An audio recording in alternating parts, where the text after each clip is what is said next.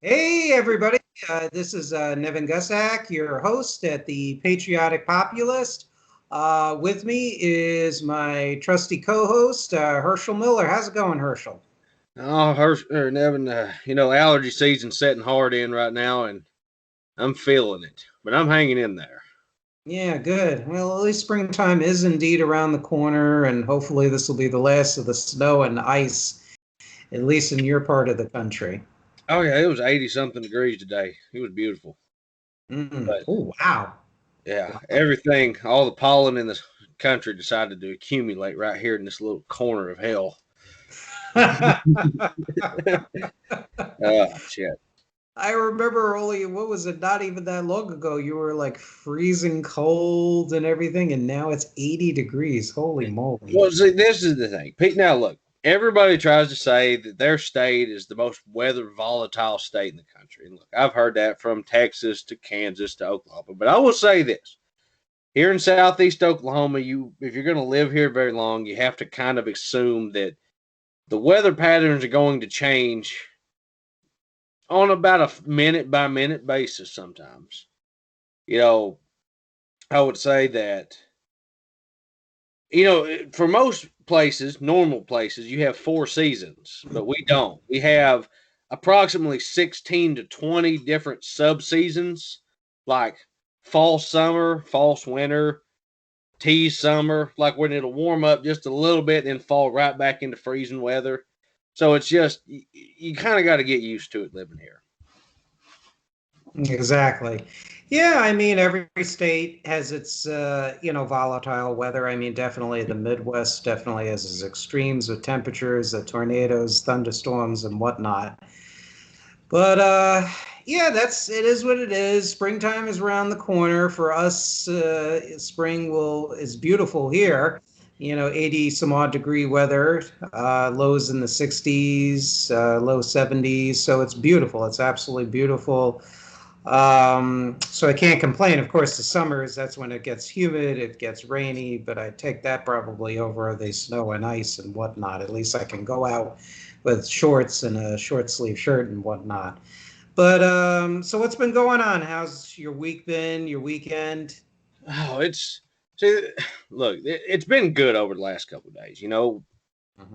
Okay, for the people that don't follow us on Facebook, I encourage you to go over there and give us a like. But one of the things that I have it has been the greatest accomplishment so far that I've had is getting the Facebook page to 250 likes, which we crossed today.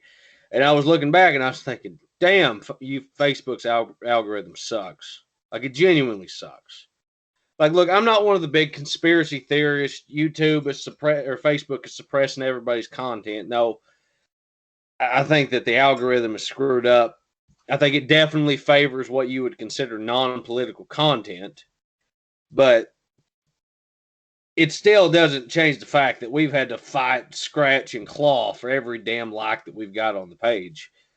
And so that was good. I spent last week working near home, so it wasn't that bad. Pretty easy commute each way. I have to say, last week was pretty good. It was a nice week. Yeah, yeah. No, I had a pretty good week so far, actually. I did story time on video for my job. For those of you who don't know me, I'm a library manager in Broward County here in Florida. So I got to do a video story time on one of my all-time favorites, the Very Hungry Caterpillar. Did my exercising, got to see my daughter a little bit, particularly at her circus meet. Had one disappointment today. I'm not going to lie, that kind of bummed me out. But then again, at the same token, probably God has bigger plans for me in this respect, and that's something more personal. But I was pretty bummed and a little pissed. But it is what it is, and you got to move forward the best you can, and that's it. So. But one thing I will tell you that I'm a little hot under the collar is what's going on in today's world. And we're going to talk about it. You got your energy drink. I got Sutter Home California sweet wine to bring in this Passover evening. It's the Jewish holiday of Passover. So happy Passover and happy Easter, or happy holidays to all of our Christian and Jewish brothers and sisters out there. Hear, hear. Cheers. And really, we were talking earlier offline about Kyle Kulinski's video discussion on how YouTube is throttling content, and he was discussing it and how it was affecting his the ability to gain new viewers on the show. And I was also looking at an email from America's Survival's president, Cliff Kincaid, where he talked about how the big technology companies were discriminating against conservatives. And I'm noticing a pattern here. The conservatives need to admit that there is something wrong with capitalism, with unrestrained corporate capitalism. They have to stop shilling with it. For it, they got to stop shilling already. Enough is enough. It's time to throw Reagan in the garbage. It's time to throw Milton Friedman in the garbage. It's time to throw PragerU in the crapper already. All these shills for freaking unrestrained corporate capitalism, they need to just throw them off the ship like bilge water. Basically, enough is enough already. And there was a piece by, an excellent geopolitical analyst, one of the best out there, J.R. Nyquist. And he does a lot of great, I think you and I can agree on this, Herschel, he does great work regarding national security issues. He fully understands the threat of Russia and China. He understands the issue of how free trade is really disadvantaged the United States, that trading with our enemies is not a good thing, and that there are problems with capitalism. But then, because I think there's such polarization between the quote unquote right and left is always wrong because left is always the enemy, people like J.R. Nyquist tend to revert to their conservative, quasi-Reagan type conservative positions. So in response to somebody who posted in his blog that had a very sort of conspiratorial view, New World Order-ish, Alex Jones kind of critiques of some of the big corporate capitalists like George Soros and the Rockefeller family and Bill Gates, formerly the founder and head of Microsoft. So J.R. Nyquist writes, "It is a very old idea to blame the capitalists. Shall I now link arms with the Marxist revolutionaries? We are all Bolsheviks now, right and left. No more capitalism is the underlying message as everyone cries out against the 1%. No one seems to understand, and this is the kicker here, no one seems to understand that our comfortable way of life is the chief product of the 1%. However infiltrated and duped that 1% is, as duped as the 99%. We are all useful idiots." Now, before you comment, perhaps really the most egregious part of this comment, no one seems to understand that our comfortable way of life is the chief product of the 1%. Bullshit! Yeah. Bullshit! Okay? The 1% and the investors, yes, they take the risk, and they deserve credit for it if they are starting up their own business. The super corporations. There's no doubt in my mind. But their investment and their capital, their real property, only goes as far as the fact that you have to have consumers with disposable income to purchase your products and services. And you have to have a motivated workforce. Otherwise, your property and your investment don't mean diddly squat. Mm-hmm. somebody reading this who is 20 years younger than I am, because I'm 46, is going to read that and be like, who works for a company and just got laid off because to boost the stock price, is going to be like, well, this guy is just shilling for my boss who just fired me, not because I did a bad job. Let me read you something. It's excuse me. It was an interesting. Sorry to my listener, to our listeners here. This is a post on the Patriotic Millionaires website. It's a group of very wealthy people, and again, we're not opposed to the wealthy because they're wealthy. Let me make that very clear for the umpteenth time for the viewers and listeners. So Patriotic Millionaires, one of their business people or posters, Dan Price posted this piece here. Last year, Kroger, which is a big supermarket chain, doubled shareholder buybacks and dividends to $1.9 billion. Profit soared to $2.8 billion. It paid its CEO $21 million, or 789 times the median employee. It just laid off over 250 employees making minimum wage after cities require $4 or $5 an hour pay bumps. Okay? These are not useful idiots. These are people that are greedy.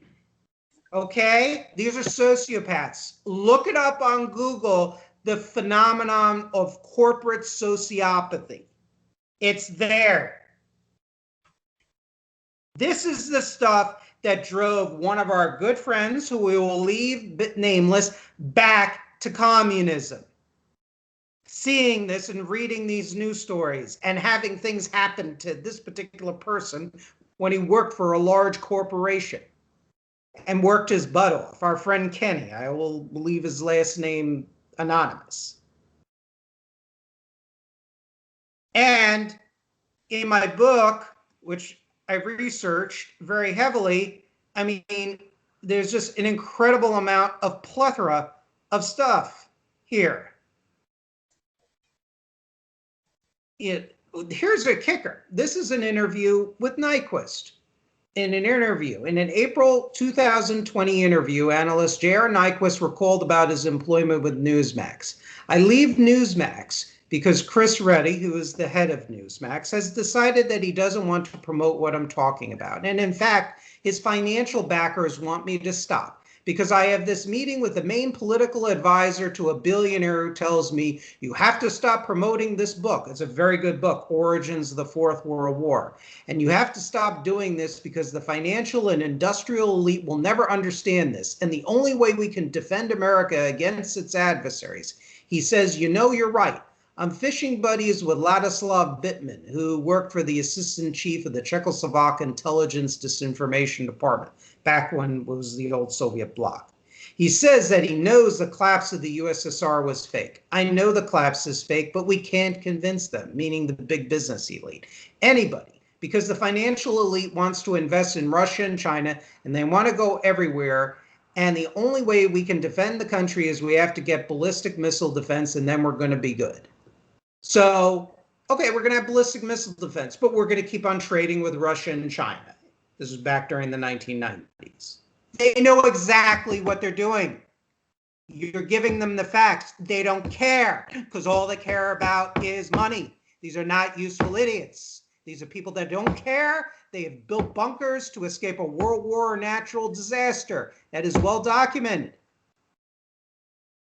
And I'm tired of this. I'm tired of it.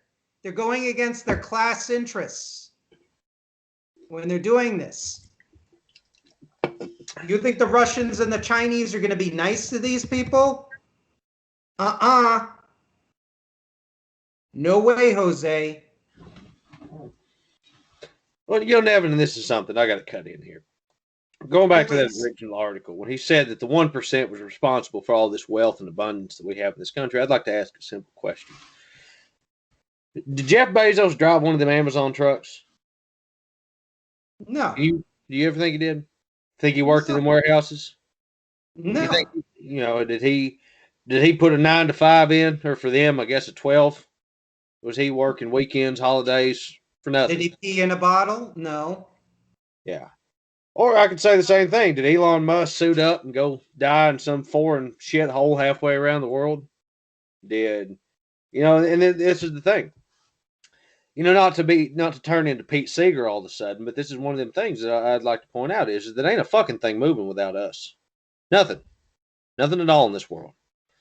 The working class can survive without them. They can't survive without us. We could figure out how to make the engines, the engines of economics run, because we're the ones that are doing the maintenance anyway. So this is the thing that drives me out just nuts to no end is that when I look around and I say, the last 40 years of U.S. trade policy with people like China and people like Russia, when we end up going to war with China, if that terrible day ever comes, it won't be them that die. It won't be the sons and daughters of the billionaire class that profiteered off of years of bad trade policy.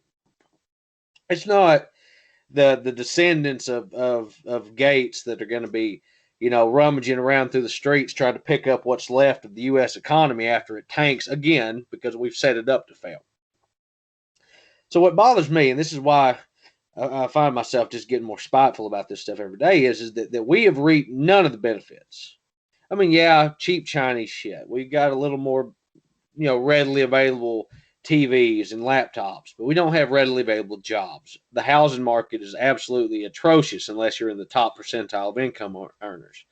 Our education system's falling apart, infrastructure's falling apart, and so we're the ones that are bearing the brunt of the cost. We're the ones that put in the long hours. We're the ones that die in the wars that we don't even want to fight in the first place, but we join the army because we want to get a college education or get the hell out of the shithole we was born in. They've reaped all the benefits and caused all this shit to happen, and they won't pay the price for it. So look, don't ask me for this is my policy. Don't ask me for no sympathy. When these people are swinging from the street lights, I don't care. They made their bed and they can lie. And as far as I'm concerned, they deserved it. Guys like Jeff, you're right. They're absolutely, great on national, foreign policy, not foreign policy, foreign security.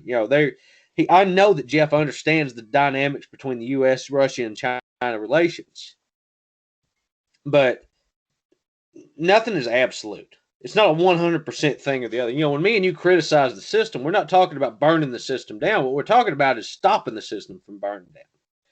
Exactly. An analogy that I would like to put it's almost like building a firewall around a property. So you burn off the dead, the decrepit, the underbrush that's been building up over the last couple of years. You light that on fire, you burn it out. So when the actual wildfire comes, it doesn't burn your house down.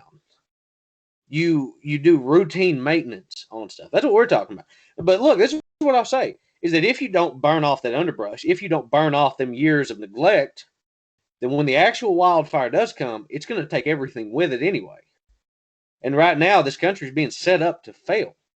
Because what's going to happen is that as people continue to stack up on the bottom of the economic ladder, as the housing market continues to become more and more inaccessible to average people, as education becomes an impossibility, they're going to find their demagogue. They're going to find their despot. They're going to find their charismatic leader. I mean, the conservatives have already found it with Trump, and we've seen how dangerous that is. Mm-hmm. And I will say this, and this is to the more liberal-minded people that may come across this podcast.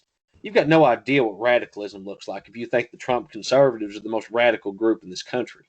Trump's group, yeah, they did storm the Capitol. Yes, they've got their own crimes to pay for. But what I'll say is this, is that they're a Boy Scout patrol compared to some of the forces that are brewing in this country right now.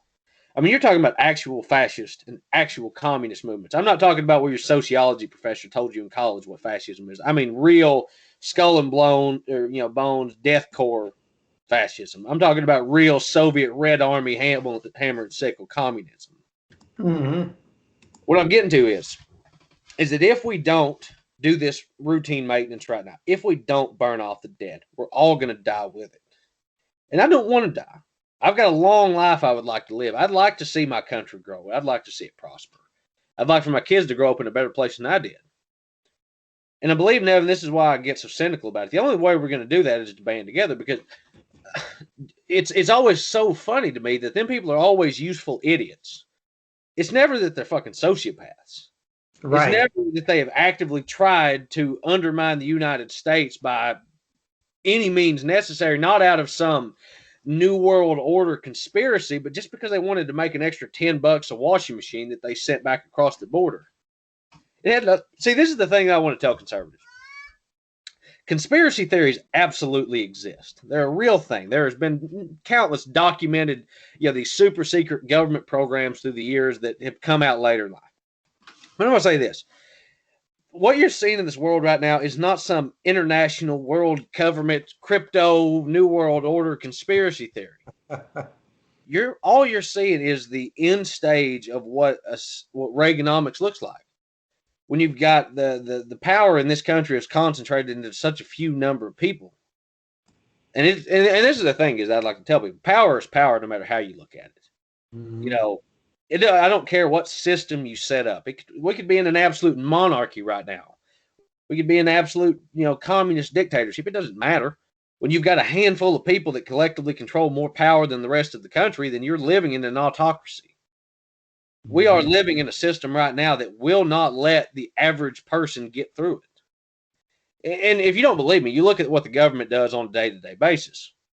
Right now, the PRO Act is one of the most important pieces of legislation proposed in our government in at least 70 years, which would revolutionize labor laws in the United States, ending right to work, lifting millions of people out of poverty over the next 10 to 20 years.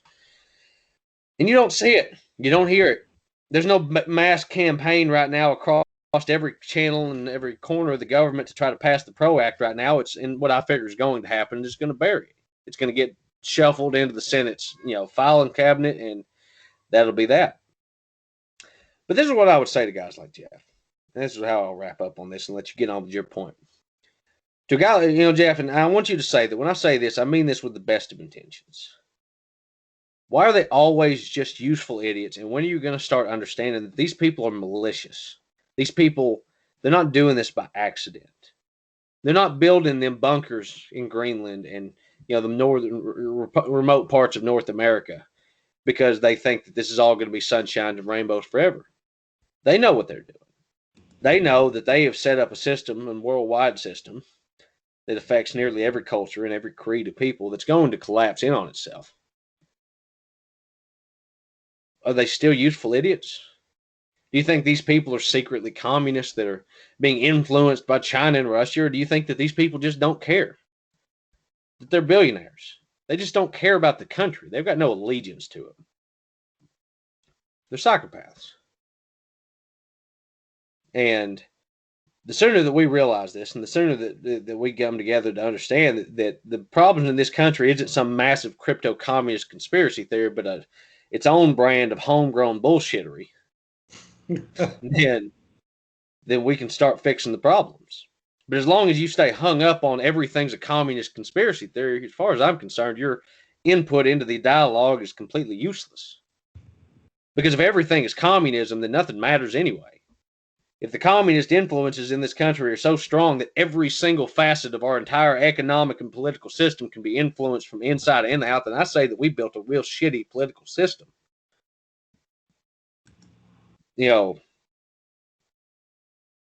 I don't think it's worth saving then. Then what do you think? Yeah, they've really forfeited their right, essentially, to really to have our continued respect, to be honest with you. I mean, that's really what it comes down to. There's really not much else to say. I mean, I can read tons and tons of information here on, why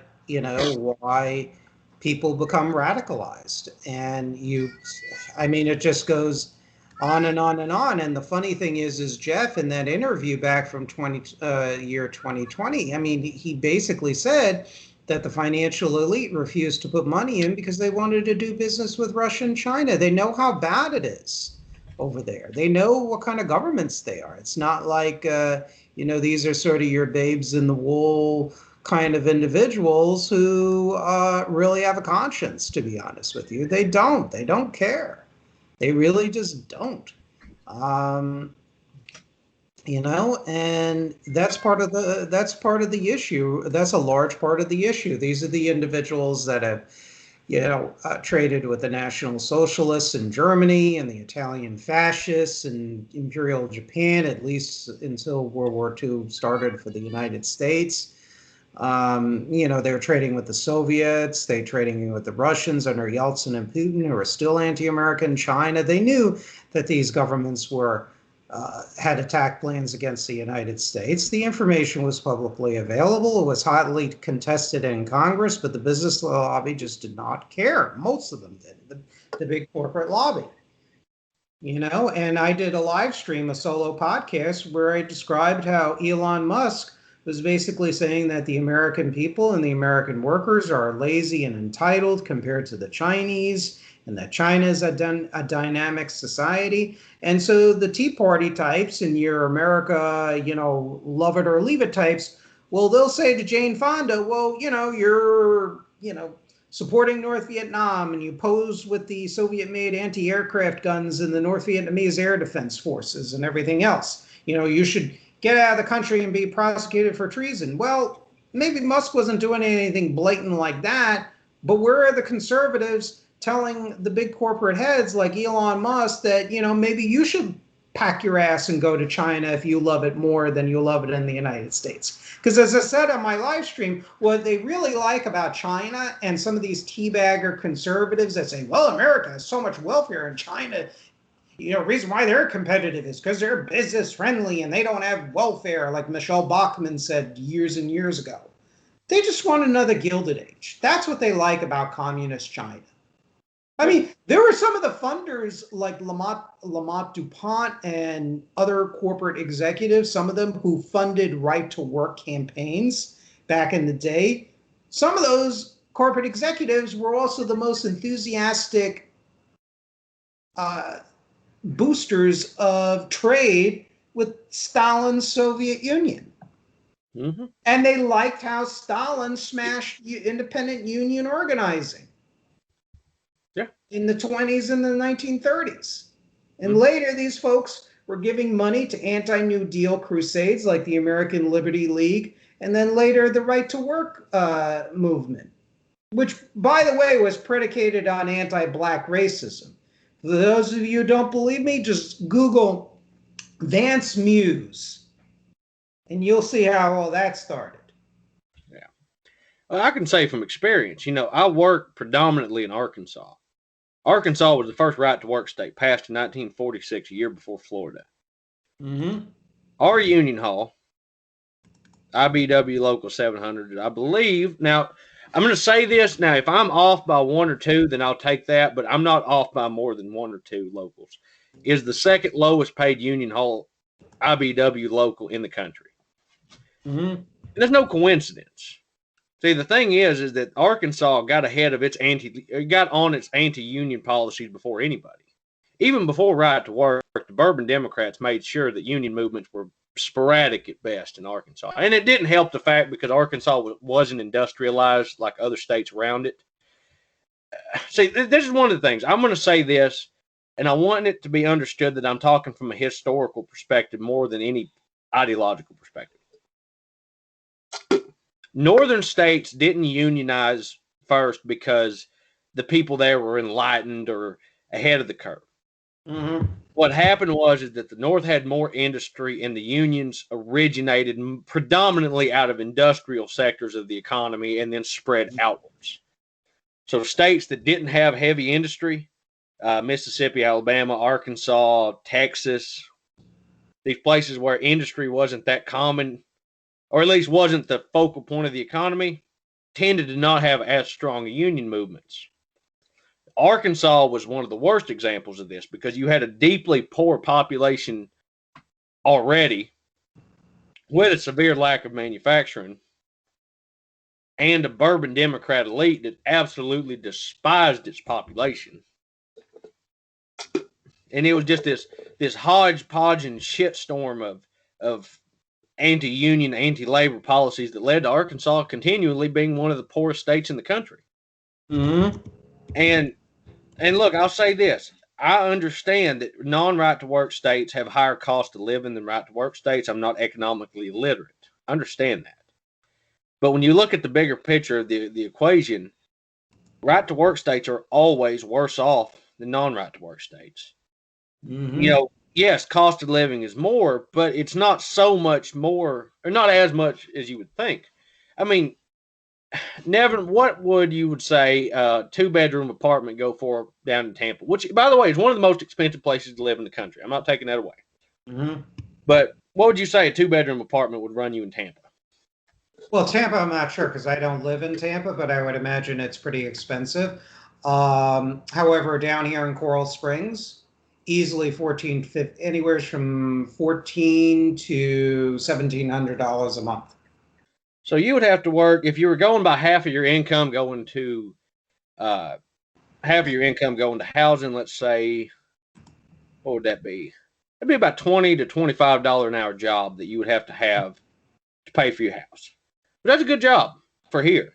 Mm-hmm. People around here would literally kill somebody for a $25 an hour job if they could help it. Most of the jobs in Arkansas are in this part, eastern Oklahoma, western Arkansas. You're talking about $14 to $15 an hour jobs being the better jobs.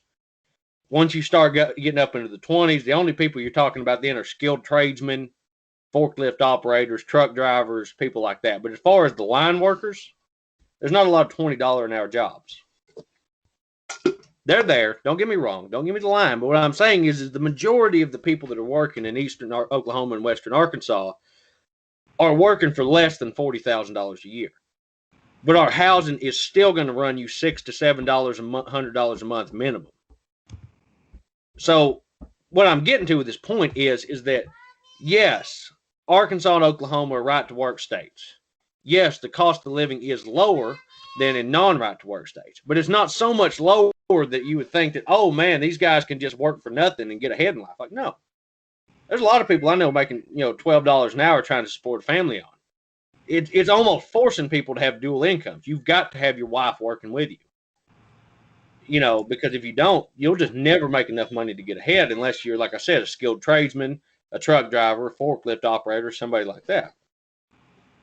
But this all goes back to the original point with Elon Musk. Look, Elon Musk is an average guy's idea of what a smart person is. Mm-hmm. Elon Musk's family made their money on diamond mines in South Africa. Or not diamond mines, nickel, cobalt. I can't remember. It was one of the precious metals that they pull out of South Africa. Mm-hmm. But it's virtually a slave labor force during the apartheid. Right. Elon Musk took millions and millions and millions of dollars from the U.S. federal government in grants and loans to help run Tesla. So there's no reason to me that the company shouldn't be publicly owned. Do I hate Elon Musk? No, I'm not sitting here saying that he's like Satan reincarnated. What I'm saying is that people try to put him up on his pedestal as the new Tesla, when in fact he's the new Edison. He's a guy that has a lot of money, and he can throw that money around, surround himself with really smart people, and then take all the credit for it like he's Einstein reincarnated. Well, and this is the thing. We have no problem with people because they just have great wealth. That is not the issue. Because you're going to get the teabaggers and the libertarians and the people that base their economic views on reading the Wall Street Journal and Ludwig von Mises. But the fact of the matter is the wealth itself and the trappings of wealth are not the problem. It's how the money is made, number one. Number two, it's also the dominance by plutocrats of our government, where they control the government. The left doesn't control the government. I'm sorry, it doesn't. It's not to say that the left doesn't have influence and doesn't have power, but hell, they couldn't even get $15 minimum wage. Yeah. They brought down the check to $1,400. Joe Biden has not signed an executive order canceling student loans. And he's not going to either. Of course he's not going to go do that. You know what pisses me off so much about that, Nevin, is that it's approximately $1.8 trillion in federal student loan debt that's currently on the books. We could pay that off and not affect anybody. So, like, we hand out trillions of dollars worth of bailouts on a yearly basis. They might not be as overtly like an overt bailout like it is in the 2008 subprime mortgage crisis, but it is like, like when I'll give you an example to people listening to this. The Federal Reserve pumps money into the market to stabilize it when it starts having a rough trading session. They do this all the time.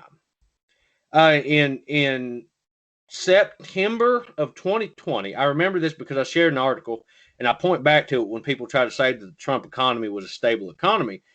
The Fed pumped, I think it was $800 billion or $600 billion into the economy between, I believe it was late July and mid-September to stabilize the derivatives market or some bullshit like that. Mm-hmm. So they done that. So that's not half, but that's getting close to half as much money as it would take to get rid of all student loan debt. And you tell me which one would be more effective on the average person's life. See, if we forgave that, I believe it's 1.9 trillion now that I think about it, that $1.9 trillion in student loan debt, you would have millions of people across this country that would now have more money to spend on tangible assets, housing, cars. They could save money. They could, one of the biggest reasons that people don't start family right now is student loan debt. That's statistically one of the biggest reasons, is because they are under so much debt that they can't do anything. You're going to have to excuse me for 1 second. Yeah, no worries. No worries. And getting back to where Herschel was saying, while Herschel takes care of some business here, it's all about funding priorities. It's all about who controls the government. Average working men and women of all races do not control the government. Who controls the government? The 1%. They control the government. It is what it is. And that's why you have those lopsided benefits that Herschel was talking about. These bailouts, tax cuts for the multinational corporations. 83% of the benefits of the Trump tax cut went to the 1%. When the former head of the National Economic Council, I believe that's what the body is called, Gary Cohn, one of the heads of Goldman Sachs, that Trump blasted Hillary Clinton about, rightfully, I might add. But then Trump appoints a bunch of these Goldman Sachs executives to his administration. So when he was trying to rally people for the Trump tax cut, the Trump, Paul Ryan, Mitch McConnell tax cut, he said, "Oh, you guys going to create more jobs? Come on, you guys going to create more jobs?" This was Gary Cohn was saying. Only a couple of the fat cats raised their hands. AT&T and a bunch of other companies started to lay people off left and right. Even Trump's good buddy, Mike Lindell of MyPillow, laid people off. Good Christian man he is, and his company was doing well. Yeah. Well, see, Nevin, I want to steer this conversation into it because it come up today in one of the posts that I made. Mm-hmm. The Republican Party is not populist, and it's not pro-worker. See, right now, the Republican Party is going through this rebranding effort where they're trying to make themselves out to be the party of the working class. And what's funny to me is that I believe, I can't remember when it was, but it hasn't been that long. Mitch McConnell was talking to basically speaking about the Democrats trying to ram through legislation. And he's like, well, when we've got the majority, maybe we'll push national right to work laws. Now, might have been a little tongue in cheek to most people, but to me, it's not tongue in cheek. The Republican Party would love nothing more than to pass a national right to work law and finally throw the haymaker, put the death nail in the coffin of the American labor movement for at least the next 20 to 30 years. The Republican Party has supported every tax break, every outsourcing bill, every trade deal, every pro-corporate, anti-worker policy that's come down the pipe in the last 60 years. Yes, there are people in the Republican Party that I would say are more pro-worker than they are anti-worker. I will say that Donald Trump was not the worst Republican president that we've had on labor. He was not great. He supported the national right to work bill, but I'll say that he did do a certain amount of things that I do agree weren't terrible for workers, most notably being the trade deals with the trade war with China. Mm-hmm. Yes. But what I'm getting to, though, is that the Republican apparatus has always been and will always be, and speaking in relative terms, anti-union and anti-worker. See, the Republican Party right now, there's the big thing right now is that the Republican Party is trying to paint trade unions as tied to the hip of the Democratic Party, and to be fair, they are. Exactly. But one of the things I'll point out to people is trade unions are tied to the hip of the Democratic Party, not because the Democrats are great on labor, because they are definitely not great on labor, but it's simply a case of the Democrats will at least pay them a little lip service, and they don't have to worry about their very survival under a Democratic administration. But under a Republican administration, union rights are always under threat, always under fire. And it's just pragmatism at the end of the day. You got to pick who you'd rather be with. Now, I'll say this. I'm a union guy. I'm definitely not happy with the way that the International works all the time. But to me, it's a pragmatic choice to look around and realize that corruption exists and will always exist. And there will never be a time in human history, as long as that we operate under what we understand to be the human condition, that corruption will not exist when power is there. So what I had to do to say to myself is, what kind of corruption am I willing to deal with? And to me personally, I would rather take union corruption, dirty union bosses, than what we've got right now. And that might sound terrible to some people that would say, well, why don't we just get rid of the corruption? Well, look, that's a great idea. That sounds awesome. Figure out how to do that. Because the way I see it, if you look at what's happening in Bessemer, Alabama right now, Mm-hmm. Amazon, one of the most wealthy, profitable corporations that have ever existed. I wouldn't go so far as to say the most profitable, but definitely one of the most profitable organizations ever to exist, has went on an all-out assault on the unionization effort in Bessemer, Alabama. Mm-hmm.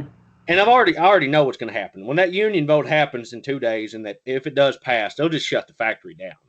Mm-hmm. That's just what will happen. They'll shut the warehouse down and move it. But what I'm getting to, though, is that would you rather have Jeff Bezos or Lonnie Stevenson, president of the IBEW, as somebody who would you rather be around?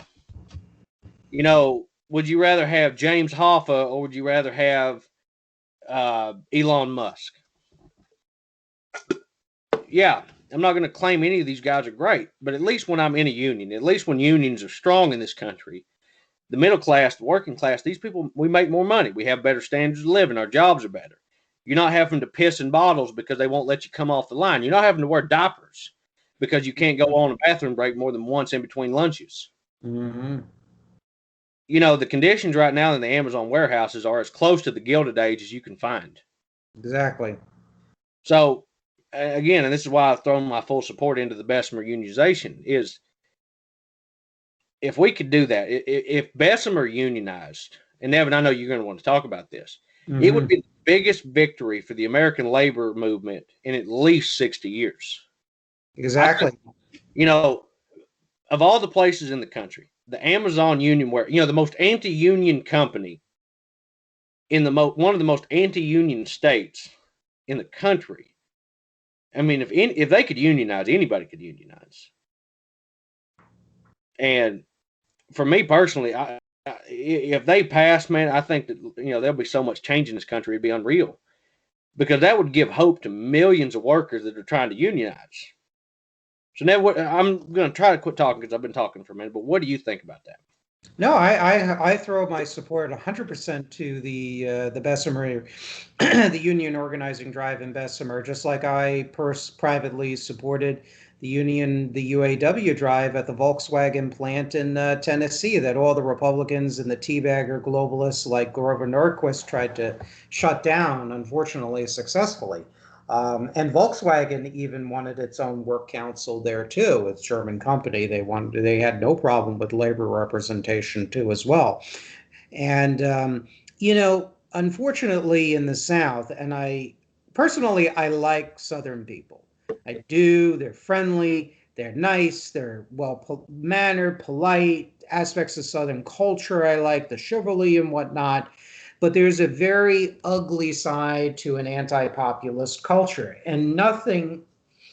And one of the things, excuse me, just my eyes are bothering me. I'm not sure why. Um, One of the things I would love to see is finally the triumph of a healthy multiracial populism in the American South, and frankly throughout the United States, because populism and civic nationalism is under assault in this country. And it reminds the discussion where this is headed reminds me of a speech that Martin Luther King Jr., the Reverend Martin Luther King Jr. gave. And he talked about the roots of the reactionary opposition to populism. And there was a time in the South, as Reverend King spoke about, where white workers and newly freed black slaves were forming populist coalitions in the Deep South. But the Bourbon Democrats, the ones who at the time cried, "We love liberty and we love Constitution and we love property rights," those people, they were the ones who put the Jim Crow laws in the South. The same Republican teabaggers and globalists that say, "Oh, the Democrats, well, Democrats are just the racist party. They're the same Democrats that gave us Jim Crow." No, New Deal Democrats, liberal Democrats, they are not the ones that gave us Jim Crow, you dishonest bleepins. Okay? Two different types of Democratic parties and two types of traditions. That's what they don't point out. But let's read a little bit about what King said, because this is a very important speech. I want to segue this into something positive here. Okay. As King said, and as the noted historian C. Vann Woodward in his book, The Strange Career of Jim Crow, clearly points out, the segregation of the races was really a political stratagem employed by the emerging Bourbon interests in the South, the reactionary plantation owners, the oppressors of sharecroppers and local business owners, elements of them at least. Emergent Jim Crow, the segregation of the races, was really a political stratagem employed by the emerging Bourbon interests in the South to keep the Southern masses divided and Southern labor the cheapest in the land. You see, it was a simple thing to keep the poor white masses working for near starvation wages in the years that followed the Civil War. Why? If the poor white plantation or mill worker became dissatisfied with his low wages, the plantation or mill owner would merely threaten to fire him and hire former Negro slaves and pay him even less. Thus, the Southern wage level was kept almost unbearably low. Towards the end of the Reconstruction era, something very significant happened. That is what was known as the populist movement. The leaders of this movement began awakening the poor white masses and the former Negro slaves to the fact that they were being fleeced by the emerging Bourbon interests. Not only that, but they began uniting the Negro and white masses into a voting bloc that threatened to drive the Bourbon interests in the command post of the political power in the South. To meet this threat, the Southern aristocracy began immediately to engineer this development of a segregated society. I want you to follow me through here because this is very important to see the roots of racism and the denial of the right to vote. Through their control of mass media, they revised the doctrine of white supremacy. They saturated the thinking of the poor white masses with it, thus clouding their minds to the real issue involved in the populist movement. They then directed the placement on the books of the South of laws that made it a crime for Negroes and whites to come together as equals at any level. And that did it. That crippled and eventually destroyed the populist movement of the 19th century. Bam! And people like those reactionary, free trade, hypocritical Republicans that love right to work which was an invention of globalist business interests in the U.S. Chamber of Commerce and racists like Vance Muse, they are the inheritors of reactionary, anti-American, anti-nationalist, anti-popular Bourbon interests. Okay? Most of the Southern senators and the Tea Party type groups and the Koch network and their gaggle of free market libertarian economists, they are the inheritors of Bourbon ideology. Their rhetoric mirrors each other. Sure, they don't use racist terms. They don't use uncomplimentary racial slurs. They use more sophisticated tactics. But the outcome is the same. It's to screw us. It's to oppress us. While they forge trade deals with China and go against tariffs on red communist Christian-hating China, those godly Christian men and women in the Republican senators from the South and frankly from all over the country. So what do you have to say about Dr. King's speech right there? Well, I'll tell you, it's amazing how applicable that is to our times. You know, look, I'm from the South. I've lived in one of the most southern parts of the country for a long time. And one of the things I'll say is this. There was a speech. You ever watch that movie, Mississippi Burning? Oh, yes. Yes, absolutely. Great movie. Gene Hackman was talking to, can't remember his name. Doesn't matter. The other FBI detective. William Dafoe? Yeah, Gene Hackman was talking to Willem Dafoe. And it was kind of this big monologue where Gene Hackman was talking about his younger days, and I'm not going to use the explicit language so that we don't get demonetized. But basically, what it come down to is that a black man in the community had a mule, and nobody else did. Mm-hmm. So the white folks in that area come down and they killed that man's mule, mm-hmm. and they killed it so that a black guy didn't have better than they did. Mm-hmm. Now, look, people. When I make critiques of the system that we live in, I try to always give the understanding that people have been born and indoctrinated into a system that is what we are. You know, I'm not mad at the Trump supporters that stormed the Capitol. I'm not. I haven't been. I mean, yeah, what they did wasn't right. What they did was one of the most disgusting acts in U.S. political history. But I'm not going to sit here and just beat them to death because they're, at best, pawns in a game far bigger than themselves. Exactly. What I'll say is this. From the time that I was knee-high to a grasshopper, I heard people that were talking about welfare queen this and lazy people that, and all these people, they just suck up all the welfare and they don't do nothing and they just sit around all day drawing that government assistance and they're worthless. And look, I work hard for what I've got. And I'm not going to sit here and say that I like lazy people because I don't. And I'll say this. You can quote me on this as many times as you want, anybody that ever watches this. I will never advocate for a policy that rewards laziness.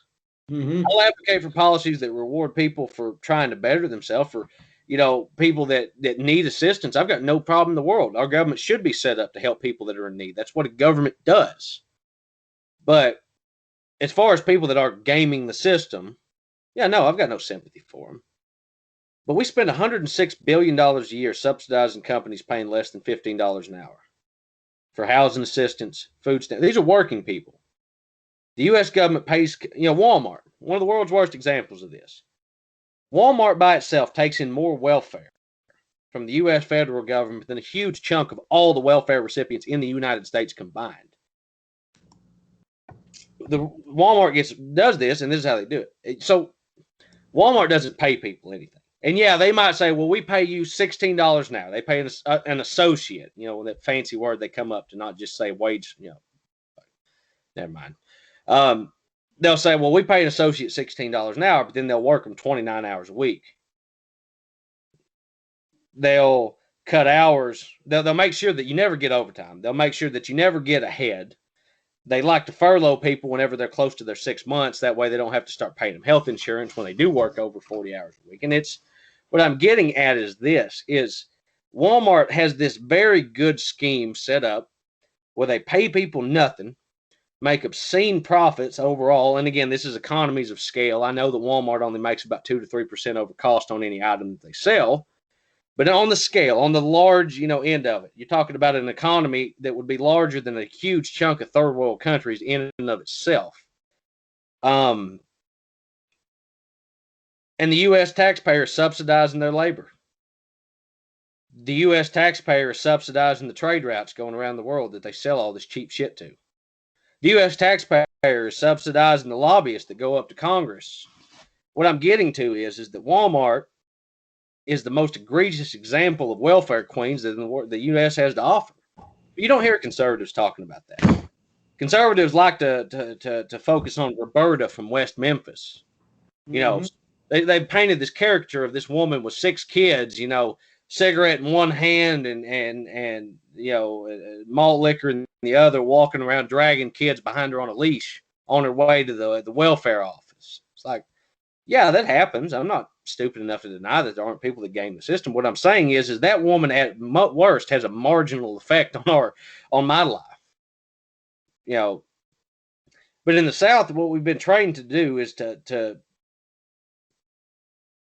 I'm better off than that person because I work. I'm better than that person because I actually earn my living. It's the same thing with the immigrants coming up from the southern borders, that people are always on and angry about them. And I've always wondered, look, immigration policy is something that you definitely have to consider, and we can't do a lot of the stuff that we want to do with a free flow of immigration. Just can't happen. Right. But I'm not going to get mad at Francisco that's walking across the southern border looking for a better life.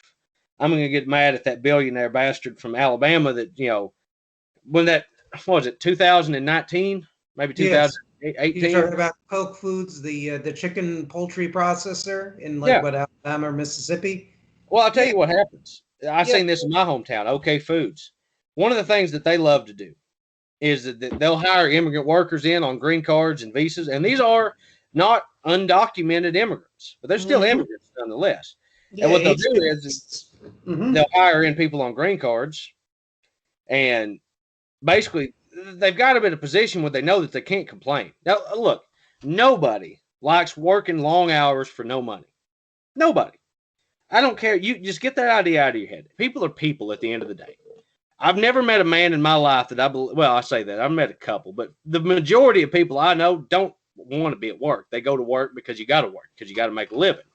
Exactly. Them people are no different. And this is what finally pulled me away from most of conservatism, is when I started to look around and I realized that them people coming across that border, and people in West Memphis, and people in Oakland, and people in Kansas City, and in St. Louis, they're not any different than I am. They've grown up in the same damn system that's unfair and unforgiving as it is, that's ruled that they know they don't have any voice in. And what's even worse about all this is that the Republicans are definitely not the only party to blame. The Democrats love identity politics. I mean, just freaking love it. And one of the things, the most disgusting acts that I've seen in this country, is that you see it every time you turn on the news, is that they're trying to play one side against the other. It's everything in this country right now is some white supremacy power hierarchy or some bullshit like that. And look, I'm not going to sit here and debate back and forth on that, because I don't really have the patience or the care to right now. But what I'm saying, though, is that I have not, personally in the course of my life that I know of, I have never affected somebody's life in West Memphis. I didn't cost somebody a job. I didn't shut somebody's school down. They didn't steal my job. They didn't try to defund my school. That's not working class people doing that to others. We're not killing each other. We're not the reason that this country is falling apart. And this all goes back to what Martin Luther King was saying there at the end, when he said that when the Bourbon Democrats set up the Jim Crow laws, it destroyed any real chance at a coalition, a populist coalition of black and white working class folks coming together to really improve each other's material conditions. Because when you divide people up and you separate them off into groups, and you tell them that this group can't associate with that group, then you'll never find any cooperation. And to me, yeah, Jim Crow was absolutely, don't misquote me for saying this, Jim Crow is absolutely worse than what's going on right now. But what we're doing today and its effect won't be much different.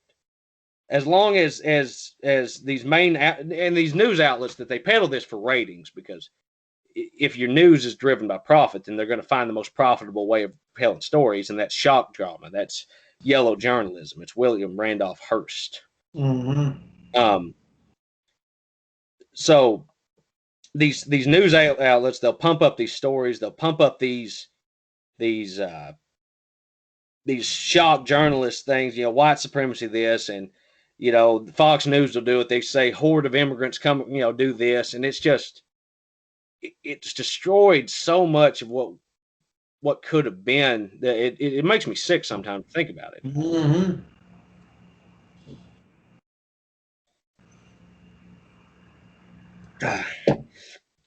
And I don't know how to fix it.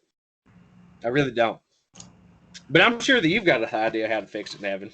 If I had a way to fix that, a surefire way to fix it, I'd be in politics on a much grander scale than I am now. I mean, the way to fix it, I think it's going to have to take shows like this, a proliferation of shows like this. I think we have to plant seeds, and I think we have to wake people up. And it's going to be a long, arduous task. But I'd rather put myself in the fight than rather sitting in the sidelines. And doing this is something. We're reaching people. So, the fact of the matter is we have to do something. And the way I look at coalition building is it shouldn't be about discriminating against North, South, West, East, brown skin, black skin, white skin. We're all in this together. I know it sounds like a cliche. We're all Americans. We're all in this together. That's the only way we can put these people, these plutocrats that enable extremism, out of control extremism and radicalism in this country, amongst other things. That's the only way these people can be put back in their box. And that there is a more of a balancing of interests, which is really what the true power of the federal state should be at this point, dealing with current problems, is balancing competing class interests and racial interests to achieve as best as possible of an equilibrium. But first, any coalition building, it has to come through education. This is why you and I, we have guests, we read historical information, we read news stories, we comment on it, because this is stuff you're not going to hear on Teabagger Radio Network, funded by Kochs and other globalist reactionary billionaires. You're not going to hear this on MSNBC or MSDNC. That Crystal Ball and other left populists were fired, or Ed Schultz was fired because, again, MSNBC, corporate, including GE, funded.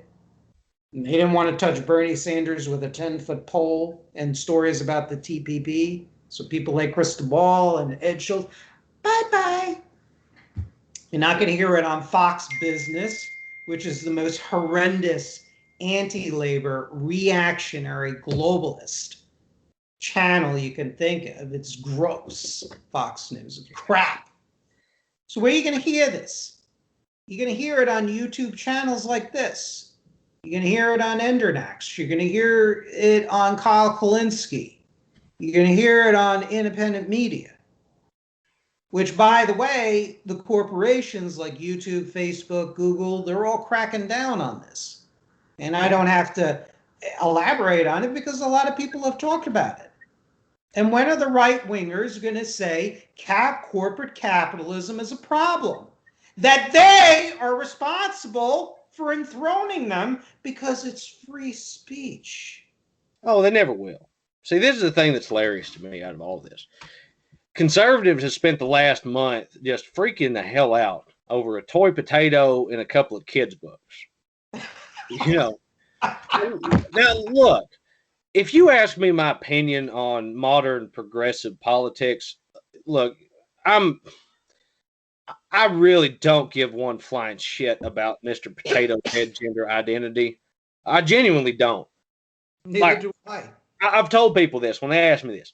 I am economically focused. I am I am focused on working class politics. Leave your identity politics away. Look, if you want to have identity politics, man, you go for it. I don't give a shit. You're your own person. What I'm saying is what I'm focused on is helping rebuild the economic conditions of the working class. But what I'll say about Mr. Potato Head and the Dr. Seuss books, that was not a government order. That was not some policy written by some progressive lawmaker. That was two companies acting under their own free will to generate sales. Because you know what generates sales better than anything, Nevin? Controversy. Mm-hmm. When you generate enough controversy, it drives sales. And you've seen this with Nike, with the Colin Kaepernick saga. You've seen it with Amazon whenever they take a stand on anything. CBS News with Trump, their executive said that Trump is the best thing for CBS News, private corporation, because it increased their bottom line. Yeah. And this is what I'm trying to get to, though, is corporations, they're not stupid. They're not. And to act like these people are stupid is to really set yourself up for failure because that they know how to play the system. What happened is that Dr. Seuss first. Dr. Seuss had about 6 old books that they really didn't give a shit about anymore. And they thought, how can we drive some sales?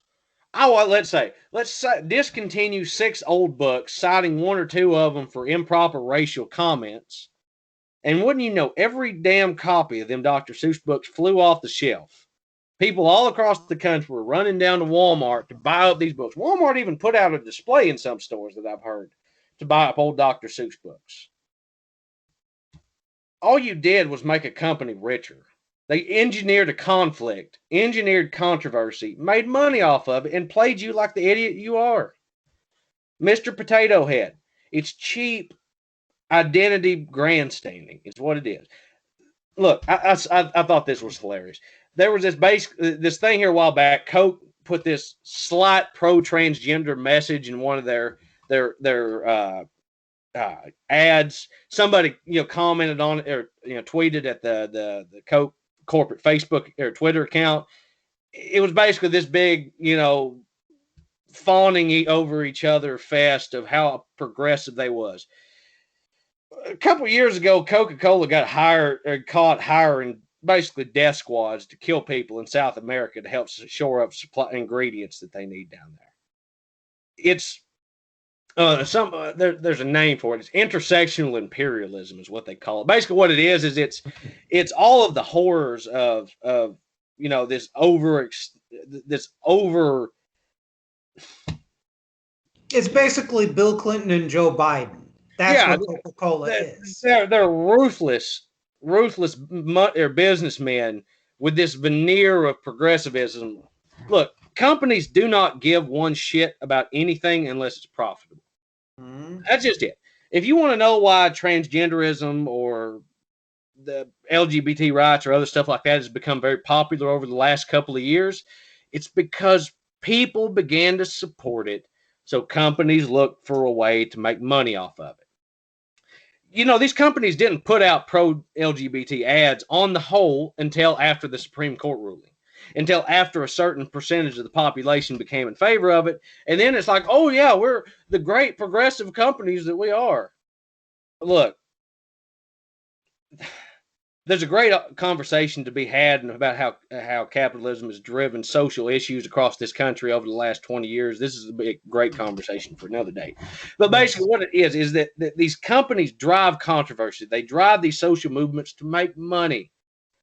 Conservatives that want to act like the entire country is being run by this rabid group of leftists right now need to sit down for a second and think, Coca-Cola has done more grandstanding for issues that I stand directly against than nearly anybody. Coca-Cola has funded, I'm sorry to interrupt, but Coca-Cola has funded the voter laws in Georgia that are arguably going to suppress the African American vote. I'm sure you heard about that. Or how about Facebook and Google, according to documents leaked to the New York Times, were one of the donors, 2 of the major corporate donors to the reactionary anti-labor federalist society where Republican presidents and senates get their Supreme Court justices like from getting the sausages from a sausage factory.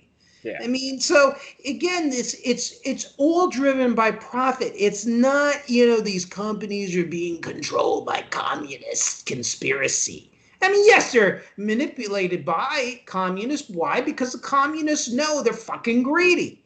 That all they're concerned about is profit and themselves.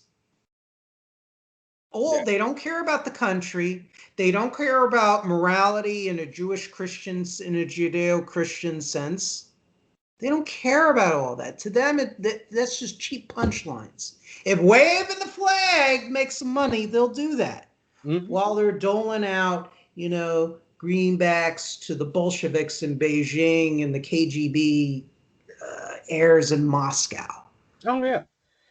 And it's such a terrible thing to think about that.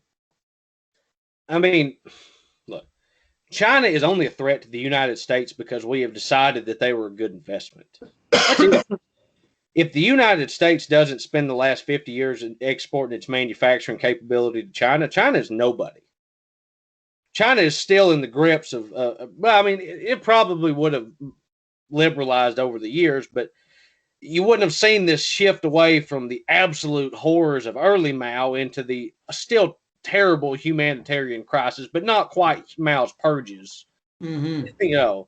Basically what I'm saying is that you probably still would have had the same course for China, but without near the manufacturing capability, without near the world predominance.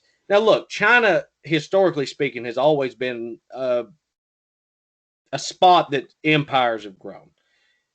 China is one of the oldest civilizations on Earth. I mean, I'll give them that. China has written records from 5,000 years ago, something like that. It was some insane thing that I say. Yeah, no, they're one of the cradles of civilization, along with, of course, Mesopotamia, which is modern day Iraq. Yeah, it was India and China. This great Indus Valley in India, China, and the Middle East, and parts of Africa, North Africa, ancient Egypt.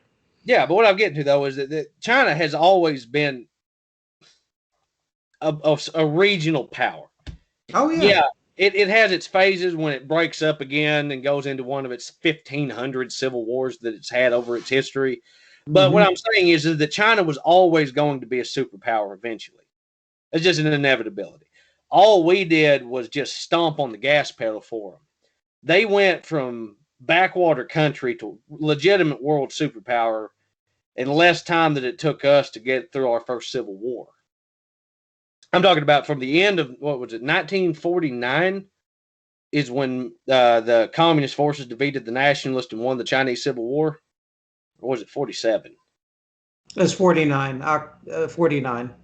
So from 1949 to, let's say, legitimate world superpower in 1980. Maybe 1990. When would you say that China really crossed the threshold into world superpower?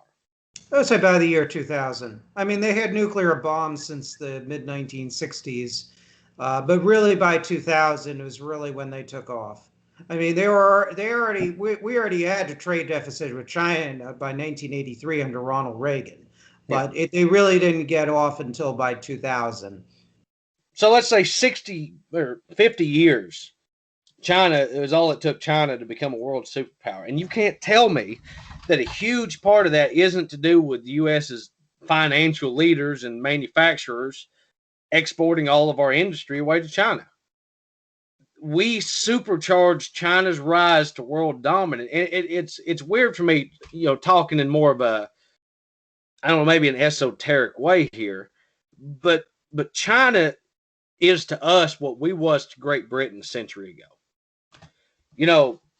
Great Britain and Europe in general, but Great Britain especially, heavily relied on U.S. manufacturing to help fuel its empire. U.S. steel, U.S. products,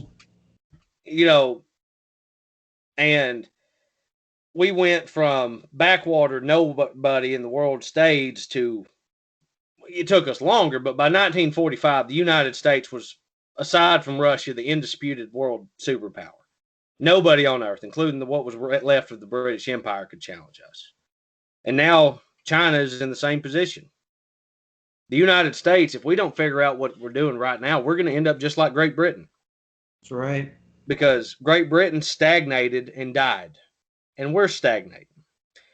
And unless this country really changes its perspective on things, unless we seriously consider and do some deep thought and meditation on what the future of this country is going to be, we're going to die. And I'm not saying we're all going to die. No, I'm saying the country, what we hold, the idea of the American Republic will, at least in practice, cease to exist in our lifetime if we don't figure out something to do. Because China's not slowing down. What's about to happen, and this is something I've thought about for a while, China is given another decade or two to a point that they won't need us anymore. With their avenues of opening up trade with Africa, with the whole Eastern European policies and Central European policies that China has been doing over the last several decades, they won't need us forever. See, right now, the United States is China's biggest trading partner. China is dependent on the U.S. buying all that cheap shit off of them to help fuel their, their building programs. But one question I've had for the conservatives that are more than happy to trade with China is that what are we going to do when they don't need us anymore? Yes, the United States is the world's economic powerhouse. More money flows through the U.S.'s stock market than anywhere else in the world at any given time. But China could very easily become that too. After all, with the stock market just being a series of codes and algorithms now, on a computer network, I don't know. Nevin, you're a lot more educated on Chinese policy, though, and I'd really like to hear your thoughts on that. No, I think you pretty much hit the nail on the head. I think the United States is, for decades, its power has been degraded economically, militarily. Eventually there's going to be a time where China doesn't need us. And I mean, we still have assets, our agricultural products that we can grow and our landmass. But on the other hand, we are, slowly or surely a degraded power. And China, in alliance with Russia and other anti-American regimes worldwide, they're going to gain ascendancy. That's a concern of mine. You have the class struggle enhancing and increasing in the United States, the polarization of the classes. You have domestic radicalism growing. You have many of the anti-communist analysts who are really good on narrow issues. They just are in denial. They're stuck in this world of American exceptionalism, and unrestrained capitalism is great, and that basically it's a bunch of professors indoctrinating the kids, but they're basically incapable of self-reflection, unless they want to blame so-called welfare queens, immigrants, and whatnot. But they'll never really implement policies or advocate policies that put the big corporations, the oligarchs, in place and basically degrade their power. What's going to happen? I don't know. I wish I had a crystal ball, but I think it's going to take a catastrophe that could give people like you and I and like-minded folks an opportunity to potentially right things in this country. It's going to have to come through a hard system reset, essentially. Yeah. And that's how we're going to get an opening, essentially, to changing things in this country. And it's saddening to say this, but I just don't see any recourse. The fact of the matter is our government is not responsive to the greater needs of the people. You look at what happened with the minimum wage. You look what happened with college debt. You look what happened with those $2,000 checks. You just recent examples. You look what's going on with the voter laws in Georgia. And Republicans, I'm sorry, they are no innocents when it comes to voter fraud and voter suppression. As unearthed documents from North Carolina politics show, the daughter of one of the big Republicans there, I forget the name, this came out some years ago, which admitted essentially that the Republican establishment was involved in voter suppression. We have a government, a federal government, that is actively at war with all of us. And it's not to say there are not good people in government. I'm saying the real people that fund the government. the donors. They are the government, essentially. They are at war with us. And eventually, we're going to have a system which keeps them in check. Because it's either people like you and I, Herschel, or there's no stopping Bolsheviks and neo-Nazis from basically killing them.